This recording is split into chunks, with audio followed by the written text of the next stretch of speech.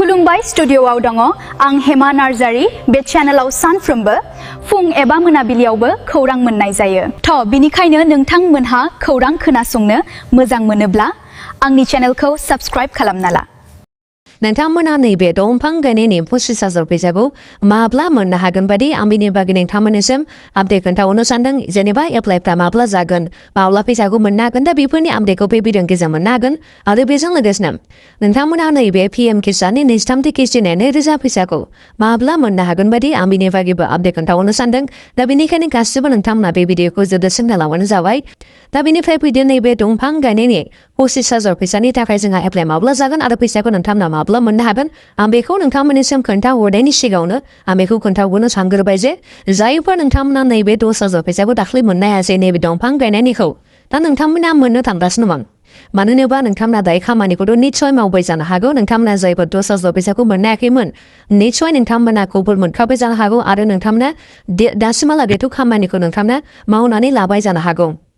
जोंहा बायदिसिना डकुमेन्ट्स नोंथांमोननिसिम लांदोंमोन दा बेनिखायनो जायफोर नोंथांमोना मोननो हायाखै नोंथांमोना निस्सय बोरै खालामनांगौ मानांगौ बेखौ मिथिना मोनखाजोब्बाय जानो हागौ दा बेनिखायनो जायफोर 10,000 फैसाखौ दाख्लै मोननो हायासै नोंथांमोनाबो मोननो थांगासिनो दा बेनिफ्राय बिदिनो नैबे 25,000 फैसाखौ नोंथांमोना माब्ला मोननो हागोन दा बे 25,000 फैसाखौ नोंथांमोना देग्लाय बोसोरावथ' मोननाय नङा नाथायबा एप्लाइ जोंना देग्लाय बोसोरावनो जागोन जेरै फट' साफायनाय बायदिसिना आरोबाव जोंहा जाबावगोन दाख्लै बावैथ' जाबाय नङा होमबा जोंहा फट' साफायनाया नोंथांमोना निस्सय गासिबो फट' साफायना हरबाय जानो हागौ जायखौ नोंथांमोना लिरना होदोंमोन बिजनेस लेटाराव नोंथांमोना निस्सय बेखौ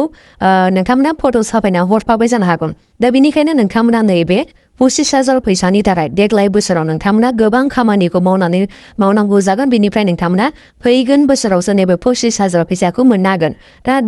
दाथ' जोंहा जाहांखाबाय नालाय जेरै फट'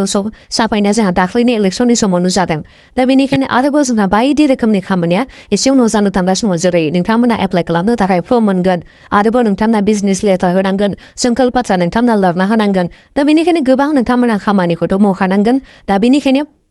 नोंथांमोना एसे रेडिखौ थाखाबानो जाबाय आरो नोंथांमोना एसे उनाव आगष्ट सेप्तेम्बर मासाव दंफां गायनांनोबो हाबावो खोमा जेनेबा नोंथांमोना आरोबाव दंफां आरोबाव गायबावनांगौ जानानै फैनो हागौ दा जेखियानो जाया मानो देग्लाय बोसोराव नोंथांमोना एप्लाइ खालामनो मोनगोन देग्लाय बोसोराव नोंथांमोना गोबां खामानिखौ मावनांगोन नैबे दंफां गायनायनि 25,000 फैसानि थाखाय फैगोन बोसोरनिफ्रायसो नोंथांमोना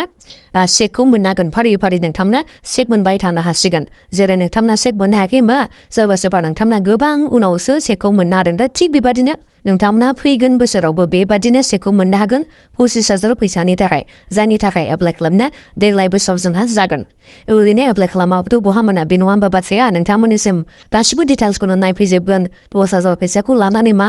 खालामाथों खालामाराखै बेखौ आरोबाव भेरिफाइ खालामनाय जागोन खैबारबा जोंहा माने भेरिफिकेसन बायदिसिना जागोन दा बेनिखायनो नोंथांमोना देग्लाय बोसोराव गासिबो एप्लाइ खालामनो नांगोन नैबे 25,000 फैसानि थाखाय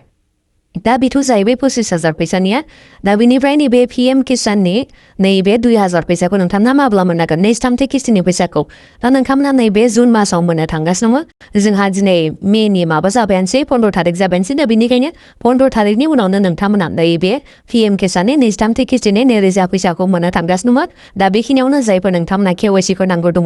लेन्ड सिडिं होनांगौ दङ गोख्रैनो नोंथांमोना होनानै लाबानो जाबाय मानो होनोबा एसे उनावनो नोंथांमोननिसिम फैसाखौ सोना हरसिगोन ओरैनो डेट फैयाखै अब्लाबो जुन मासाव नोंथांमोना मोननो थांगासिनो दङ जुननि गेजेराव नोंथांमोना मोनगोनखौ आसाखौ लाबानो जाबाय दा बेखौ आं नोंथांमोननिसिम बे भिडिअनि गेजेरजों खोन्थाहरनाय जाबाय दा बेखिनियावनो नोंथांमोना माबाफोर दानिया सोंनांगौ दङबा भिडिअखौ मुक्साव कमेन्ट खालामना नोंथांमोना सोंहरदो आरो बे भिडिअखौ नोंथांमोना गासिबो शेयार खालामबानो जाबाय फेसबुक आरो इन्स्टाग्रामाव नोंथांमोना बयबो आंखौ फल' खालामबानो जाबाय जाहाथे नोंथांमोना माबाफोर सोंनांगौ दङबा सिदायै नोंथांमोना डाइरेक्ट सोंहरनानै रिप्लाइखौ मोननो हायो दा बेखिनियानोमोन गोजोन्थों